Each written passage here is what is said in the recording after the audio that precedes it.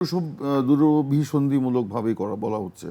Not only আপনার স্থানীয় সরকার নির্বাচন, কেউ বলছে স্থানীয় সরকার নির্বাচন করতে হবে জাতীয় নির্বাচনের আগে, কেউ বলছে গণপরিষদ নির্বাচন করতে হবে, কেউ বলছে কিন্তু যারা সংস্কারের কথা বলছে তারা বলছে যে স্থানীয় সরকার নির্বাচন, কিন্তু সংস্কার ছাড়াই কি সেই নির্বাচনটা হবে? যারা চাইছে শোনেন, আমরা 15 বছর যে আন্দোলন করেছি এই হাসিনার ফ্যাসিবাদী শাসনের বিরুদ্ধে গণতন্ত্রকে ফিরিয়ে আনার জন্য, জামাতও তাদের মতো করে আন্দোলন করেছে।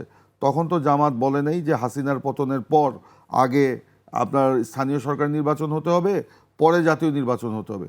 তো হাসিনার পতনের পরেও জামাত কিন্তু প্রথমে এই কথা বলেনি। হঠাৎ করে জামাতের এই কথা বলার কারণটা কি? কারণটার মধ্যে দুরভিসন্ধি লুকিয়ে আছে। কারণ তারা এই সময়ের মধ্যে তারা আরও মেকানিজম তৈরি করতে চায়, কি বলে, কৌশল নির্ধারণ করতে চায়, সমীকরণ তারা তৈরি করতে চায়, এবং তাদের নিজেদের দলকে গুছিয়ে তারা তারপর সেই রাজনৈতিক জাতীয় নির্বাচনের দিকে যেতে চায়, মানে জাতীয় নির্বাচনকে প্রলম্বিত করা। এদিকে তারা জাতীয় নির্বাচনকে পিছিয়ে দিতে চায়, আবার তারা 300 আসনে প্রার্থী ঘোষণা করে তাদের পোস্টার বিভিন্ন নির্বাচনী এলাকায় লাগিয়ে সেখানে কিন্তু তারা প্রচারণা চালিয়ে যাচ্ছে যে তাদের প্রার্থীকে ভোট দেন। আবার তারা বলছে সংখ্যানুপাতিক ইয়েতে তারা নির্বাচন চায়। তাদের যে এই দ্বিমুখী ত্রিমুখী যে তাদের মানে কর্মকাণ্ড, এখান থেকেই তাদের এই মানে এই দুরভিসন্ধি ব্যাপারটা কিন্তু সামনে চলে আসে। শুধু তারাই নয়, আমরা দুঃখজনকভাবে হলেও দেখছি যে নতুন যে রাজনৈতিক দলের জন্ম হয়েছে, যারা গণ অভ্যুত্থানের একটি অংশের নেতৃত্ব দিয়েছেন, সেই এনসিপি, তারাও কিন্তু আজকে অবাস্তব এবং বিভিন্ন জনসমর্থনহীন বা জনসম্পৃক্তহীন বিষয়গুলোকে তারা সামনে নিয়ে এসে হঠাৎ করে তারা বিভিন্ন ইস্যু সামনে নিয়ে আসছে। এর মধ্যেও কিন্তু দুরভিসন্ধি রয়েছে।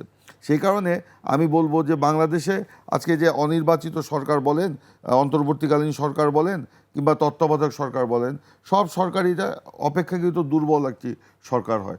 তখন বিভিন্ন স্বার্থান্বেষী মহল দেশের ভিতরে এবং দেশের বাইরে, তারা কিন্তু বিভিন্নভাবে চাপ সৃষ্টি করে, বিভিন্ন কৌশলে দেশের ভিতরে বা বাইরে থেকে চাপ সৃষ্টি করে একটা অন্তর্ঘাতমূলক একটা পরিস্থিতি সৃষ্টি করে তখন তারা কিন্তু চেষ্টা করে তাদের স্বার্থ হাসিলের জন্য, কিংবা তাদের একটা মানে বিষয়টাকে সামনে নিয়ে আসার জন্য।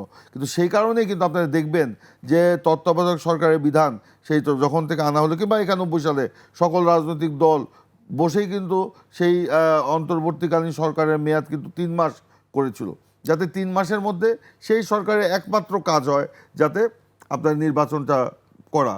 কিন্তু আজকে এই যৌক্তিক সময় আমরা ভালো মনে করে দিতে যেয়ে আজকে যে অযৌক্তিক সময় মতো জন্য এই জিনিসটাকে টেনে নিয়ে যাওয়া হচ্ছে, এবং এই যে বলা হচ্ছে যে তাদেরকে কেউ যেতে বলছে না, ভালো সমাধান আমরা মানি, কিন্তু ভালো সমাধানটা কিসের জন্য? সেটা হচ্ছে একটা মানে রেফারির ভূমিকা পালন করা, একটি অন্তর্বর্তীকালীন সরকারের অধীনে একটি ভালো নির্বাচন করা।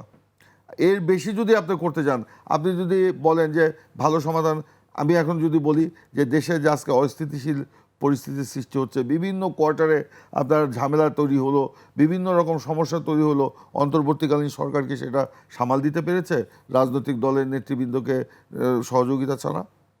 যখন আপনার এই যে গার্মেন্টসে শুরু হলো, তখন তো সেই বিএনপিকেই ডাকতে হয়েছে তাদেরকে। আমরা দৌড়িয়ে গিয়েছি গার্মেন্টস এলাকাগুলোতে যাতে এই সমস্যার প্রকট আকার ধারণ না করে। মালিক পক্ষ শ্রমিক পক্ষের সাথে বসে আমরা সমাধান করেছি। তখন তো অন্তর্বর্তীকালীন সরকারের উপদেষ্টাদের আমরা দেখি নাই যে গার্মেন্টসের এলাকাগুলিতে গিয়ে তারা সেইখানে আপনার এই কাজগুলো করতে।